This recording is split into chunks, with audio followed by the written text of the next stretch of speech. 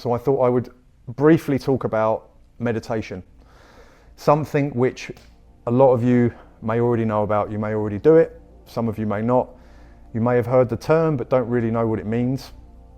So I thought I would just talk about meditation and what it actually is and what it means to me.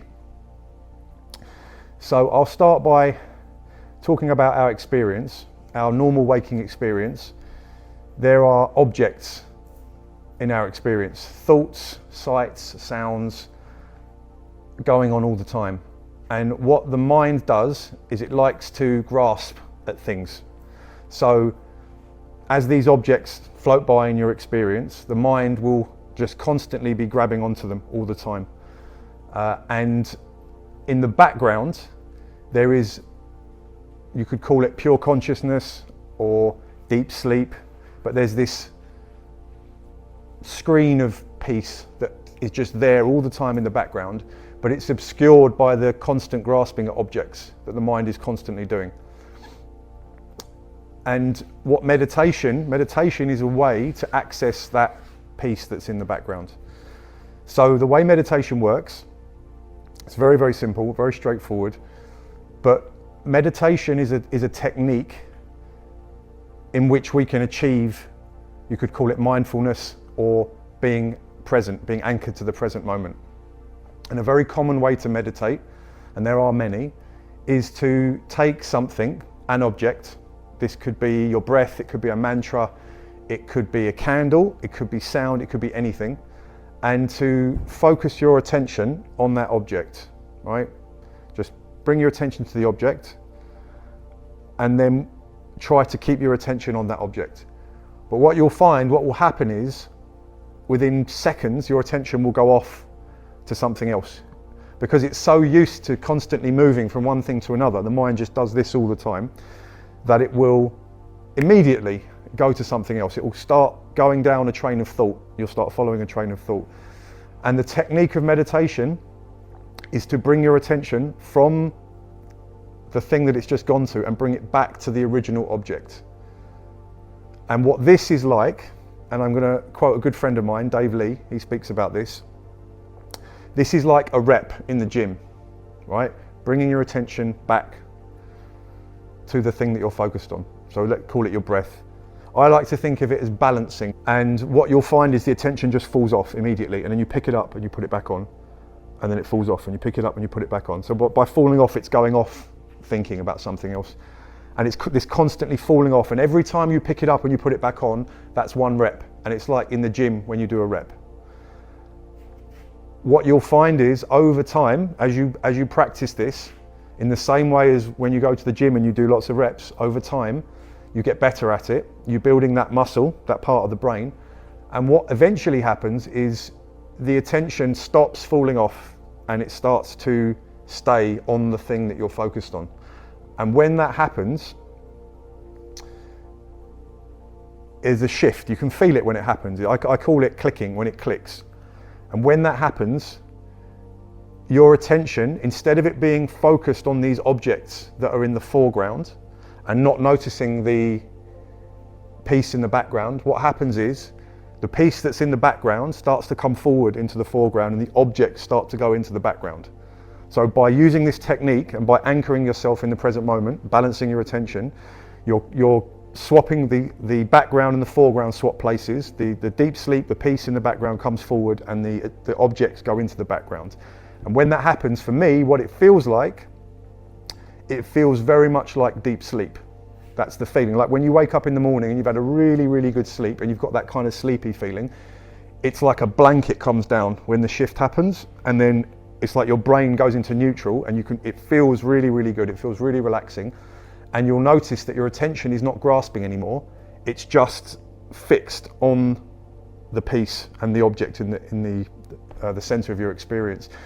But the objects in the background, the thoughts and the sounds and everything else, they don't go away, they continue, but your mind isn't grasping at them anymore. So instead of your mind doing this all the time, it's just staying on one thing, and the objects just float by in the background, but you're not grasping at them. So meditation is not about not thinking, it's about not being attached to the thoughts and having your attention focused on the present moment. That's how I would describe it. That's what it feels like to me. And it's something that can take a long time. It's not something you can just do. If you've never meditated before, you just start meditating and it just clicks.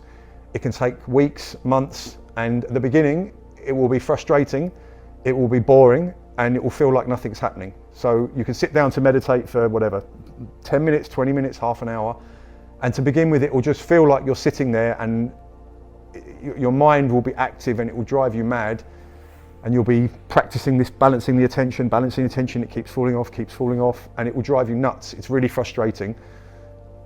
But over time, it starts to click, and when it starts to click, you can get into that place more and more quickly. But it does take time. It's like going to the gym. You can't go to the gym for 3-4 days and then just look in the mirror and expect anything to have happened. It takes a long time. Like, you're slowly training this part of your brain to relax and to not be constantly jumping from one thing to another. And in this day and age that we live in, with technology and social media and hyper stimulation, where we're constantly scrolling and looking at from one thing to another, that is the opposite of meditation.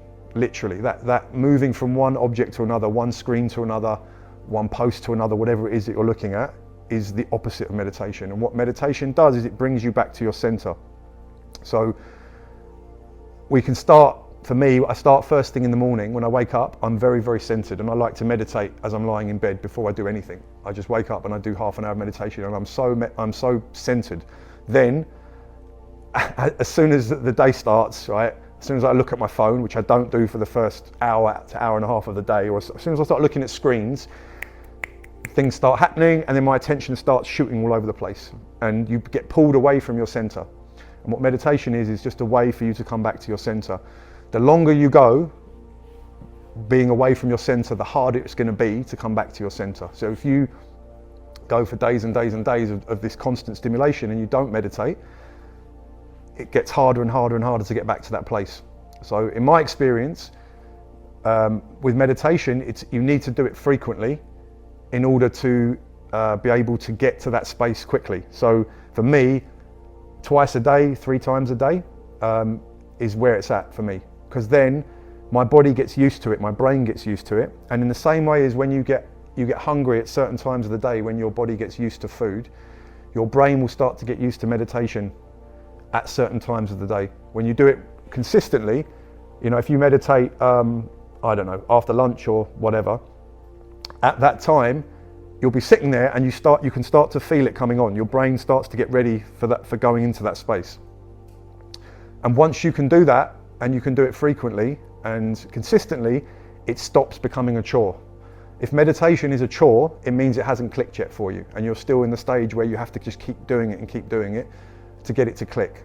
But once it clicks, not only is it something you'll look forward to rather than dreading it like it's just boring and it's a chore, but you'll start to notice that you'll be calmer in your daily life. You'll be less reactive, so it creates a buffer, like a space between you and everything else, where before maybe something would happen and you would just instantly react. Now you have a bit of space and your reaction will slow. And as Dave Lee says, it creates space between stimulus and response. So it gives you a headspace, a clean slate to operate from. And I know from personal experience, when I don't meditate, I go from being relatively calm, it feels like I'm having a nervous breakdown, honestly. It's like once you get used to being in a meditative state often, and then you just take that away, racing thoughts, anxiety, all of these things can come up. Obviously, it depends what kind of person you are, but that's what it's like for me. So meditation is just a way for you to stay centered, and also it's a way for you to access who you really are. So we're all here on this retreat. We all know what's up. We all know the truth, right? We're not the activity or the thing kind of that's carrying on all the time. You're something much deeper than that. And that thing that you are is inherently peaceful and still. And meditation is just giving you direct access to that. It's giving you access to a deeper part of yourself, And the place where your mind doesn't want to go is where you really are. So into that place where there's just nothing and it's just peace, your mind doesn't want to go there. It wants to think and it wants stimulation, it wants activity. But that's just activity. It's not who you really are. Who you really are is inherently just deep sleep, peace. And a meditation practice will help you to get access to that whenever you want. And I'm going to finish with another quote by a guy called Rupert Spira, and he says, and I've got to remember this quote now, meditation is what we are, and the separate self is something that we do. No, I think I've got it backwards. Hang on, let me think. No, I've got it backwards, yeah. We feel like we're a separate self, and meditation is something that we do. So we feel like we are a thing, a self, and meditation is an activity that we do. But actually, meditation is what we are, and the separate self is something that we do, is the activity. So I'll break that down. So if we go back to the meditation analogy, if you really look at your present experience and you're absolutely honest, and you look at what's absolutely true in your experience, not what your mind is telling you, right? If you just take your attention that's looking outwards and you just turn it inwards and just look at what's actually there, you'll find there's nothing there. So the person or the self that you think you are is a projection, it's a concept that exists in your mind. But if we actually look in the raw experience of what's actually happening, and we just take our attention and turn it inwards, you just find nothing. You just find an empty space. And in that empty space, everything else just appears, including the concept or the self that you think you are and everybody else. That's what you are. You don't have to think about it. You just need to look, right? You just look, and what you'll find is that space. And that space is inherently peaceful. It's inherently still. It is meditation. That's the space that we go to. It's the place that we visit when we meditate. So you're accessing your true self. And then during the day, you can try this tomorrow, or when you're away from the retreat another time, notice that space. And as you're going about your life, just look at what's actually true in your experience, not the story that's going on in your mind. Just look at what's true. And it's like, okay, there's an empty space here with everything else appearing in it. And you start to notice that there's an activity that seems to be happening within that space. And the activity is the character, right? The ego. And what the activity is what am I going to have for lunch? What am I doing tomorrow? Oh, I've got that deadline. What's that person thinking about me? What am I thinking about them? And it's just constantly doing this activity. And ultimately the activity is it's survival, right? It's what am I going to eat? How am I going to earn money? What am I doing tomorrow? All of these things, that's driving you constantly. And we just identify with that activity, that it's us. But actually it's not. What you are is the empty space. And the activity is happening on its own. It just plays out. It's spontaneously playing out. But your attention has just become focused on it, on the thoughts and everything else that's going on. But that is not what you really are. If we actually are really honest, we notice that what we are is the space, and the activity is just something that's happening. Now, that activity is the separate self. It's not an entity. There's no actual container for that activity. There's thoughts, thinking patterns, behaviors that just play out on their own in that space. But they don't belong to anyone. They're just appearing on their own. So going back to the original quote, was that meditation is what we are and the separate self is something that we do, and not vice versa. It is that we are, if you look, we are that space, and that's the meditation, it's what we are. And the activity, the separate self, is something that we actually do. It's not what we are, it's not an entity that we are, it's an activity that just appears within that space that we are. So I'll leave it there. That's meditation. And if anyone's got any questions, then I'm happy to answer. Awesome.